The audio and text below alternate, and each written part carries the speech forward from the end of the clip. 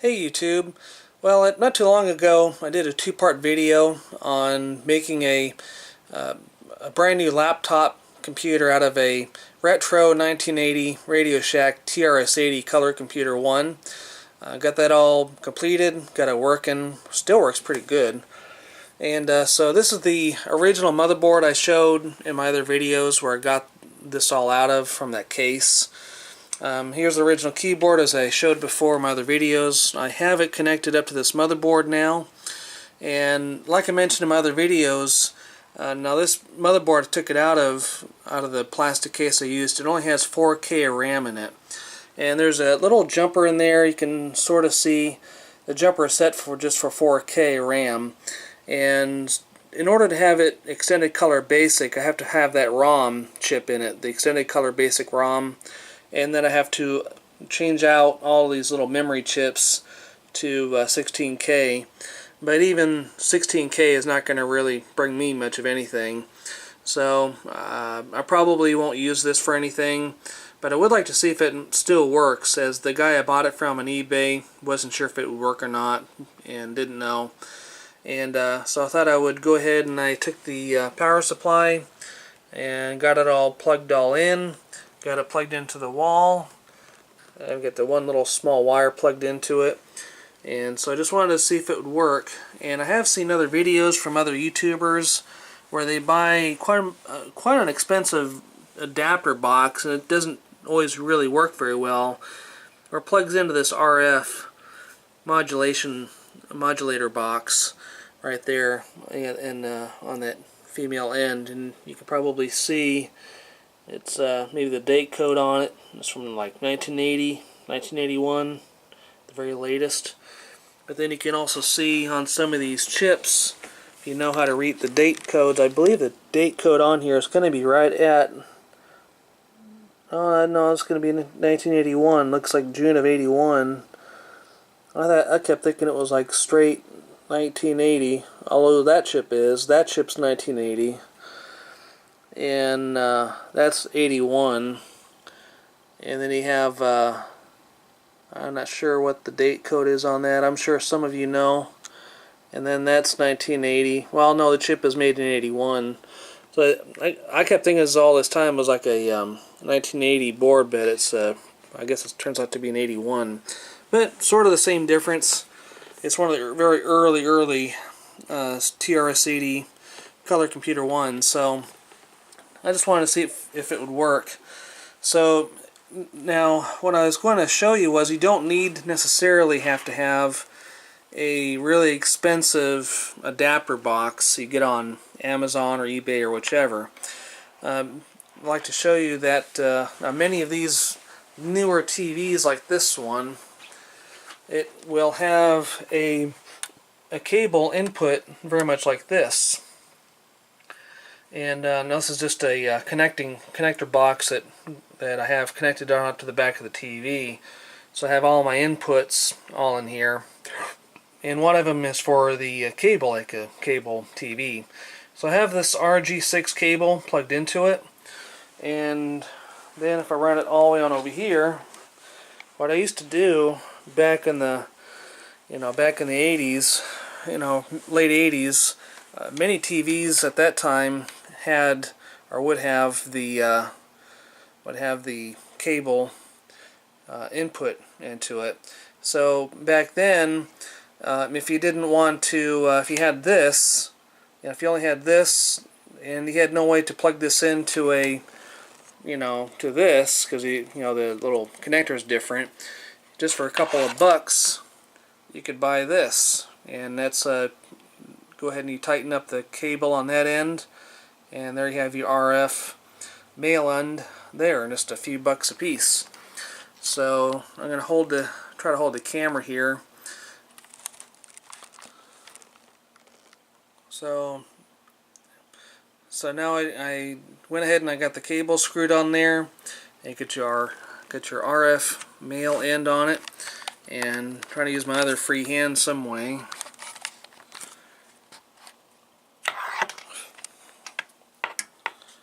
Try to use my other free hand to push that on there. just like that. And so this is the power button. It's reset. So let's see if this will come up here on the screen.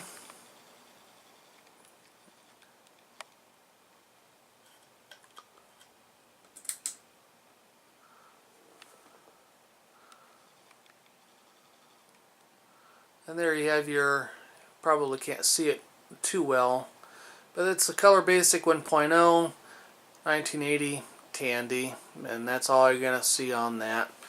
And like I mentioned, this has a 4K RAM in it, and by trying to type on this little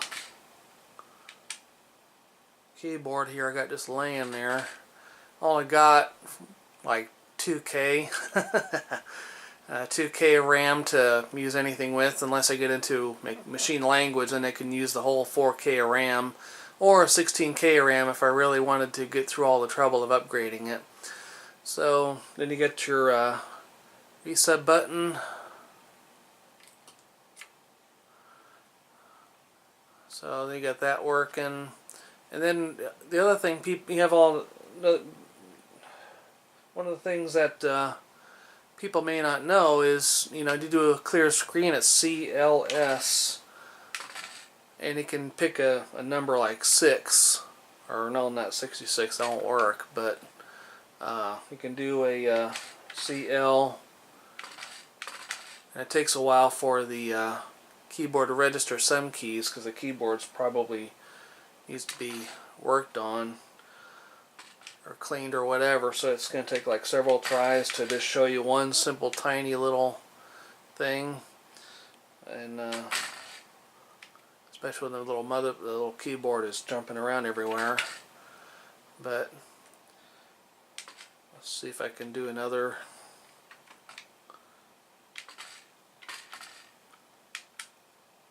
Let's see here.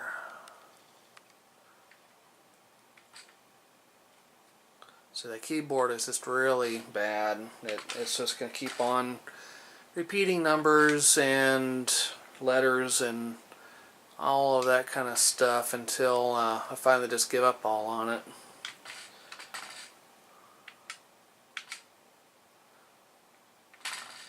So it wants to keep on repeating numbers, so there's something I need to, would have to be fixed on that. Anyway, so you get this blue screen, and get this blue screen when you put in like a number, but what many people may not know or remember is, if I can ever get around to typing this in right, clear screen 9, and no, not 99, so I'm constantly having to just keep on doing it over. No, it's not either. That's still not right. So the keyboard's really bad. Sometimes it will type and other times it won't.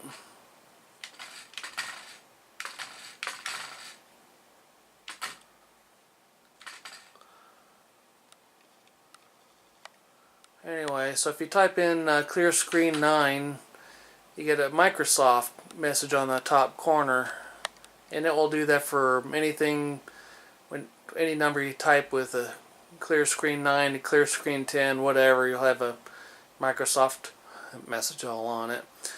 So anyway, so at least we know that this computer does function, it does work, even though it may not look all that particularly great on the TV.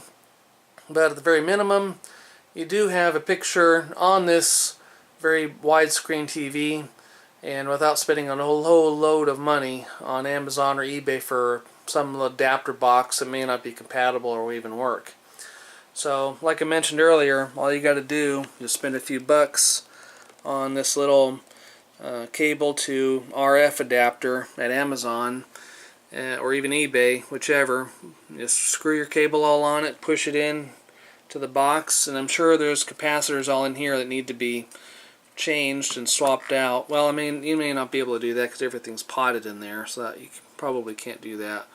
But anyway, at the very minimum, you can replace all these other huge, large capacitors, you know, with Nichicon or whichever, and maybe that might improve the picture.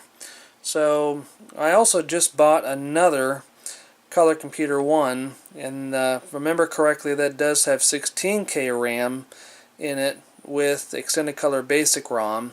I have not tested that out yet, so I'm going to bring that out and see if that might work. And this is the Color Computer 1 TRS 80 Radio Shack. This is a 1983 model. This is quite a bit of a different layout from the other one. I bought this off eBay, and the person did not test it, not that I remember. So I'm pretty sure it works, but he knows. He wasn't sure. So let's see. Sometimes you can see the date code on some of these. I think that's an 82. That's 82, I think. And what else we got? Let's see. There's the that's the Extended Color Basic ROM from 1981, or version 1.1. That's the Color Basic ROM 1980. That chip was made in 82, if I remember. Looks like it. And that's, now it's upside down, but that's 82, looks like. And then we got this other one over here from 82. So let's see here now. So I got the keyboard plugged in and got it all plugged into the wall, and I have this RF modulator box from 82, looks like. So once again, if I plug my adapter cable into this, we should have a working picture on that very large super high definition TV screen. If I get my hands free enough to want to do this. Let's see here. Oh, looks like it's very loose fitting, but at the very minimum fit does stay in there. So let's see if this will work.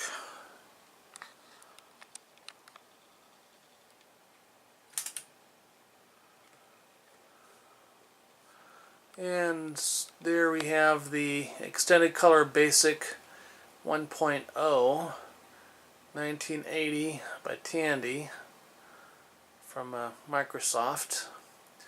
So this is a, well, you really can't see the memory because I got the big shield all on it. I could take the shield off, but I thought I remember seeing a jumper someplace on this board. You may not be able to find it now that I'm looking for it.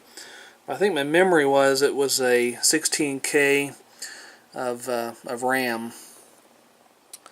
So I don't see a jumper right now, but I do see a jumper on the board here for 64K. So I guess like someone might mention that if I was to take that shielding off, I could take all the little memory chips, swap them all out for 64K, and then I have a 64K machine. But I seem to remember the Color Computer 2 would have the Extended Color Basic 1.1, and then it would be a copyright of 1982. So but anyway, you can still see that doesn't look altogether bad on that high definition TV. So let's see what basic memory I got. And this keyboard is working quite a bit better on this 82, 83 Color Computer. And that says only got 8K of RAM. So it is a 16K computer, as you need to get into machine language to use the full amount of RAM. And you know, again, on this one, 16K is not going to really do anything for me unless I was to go ahead and take the time and some expense to replace out all of these capacitors all on this board, and then maybe find some 64K RAM chips, install it all into that. I could definitely do that. So one thing I did not do on the other computer, I could do here. Let's see if I can have some sound through the speaker. I may not be able, I don't know if I'll be able to. Oh, yeah, there's some sound all on it. I don't know if you can hear that, but that's okay. You know, knock the cable out, so that's going to happen. But I'm not sure if you heard. Not sure if you heard the that little tone that it made. Let's see here.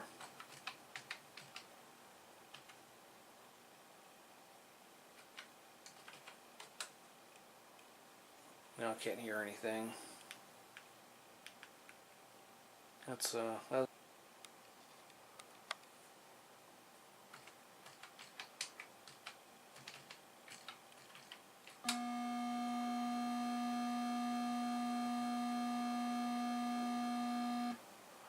so you can hear some sound through the speaker. So that part works. So that's pretty much all I was wanting to show you. So these computers I have, the color computer ones from the very early 80s, do work. Some of you may ask, what in the world is that experiment? And I have no idea. It came to me that way from eBay. It looks like it's soldered into one resistor, and the traces are likely going in straight into that chip. And then you got some other resistors going into that resistor, and then I don't know, from there it might be going straight into the modulator box, but I have no idea what's going on with all of that. So, but anyway, I don't know if it was to try to correct the video, because the video does look, well, I guess it's kind of the same, but it's a bit cleaner. So I don't know if all those resistors are supposed to try to help to crispen up the video a little bit. But anyway, so that's all I was wanting to show you for now. These color computer ones do in fact work. I don't know what I'll be doing with them. I may sell them on eBay to someone that might want to put some use to it. So that's all for this video. Thanks a lot for watching. Go ahead and give a like or dislike, whichever. Feel free to comment and subscribe especially. And I greatly appreciate you watching. And see you on the next one.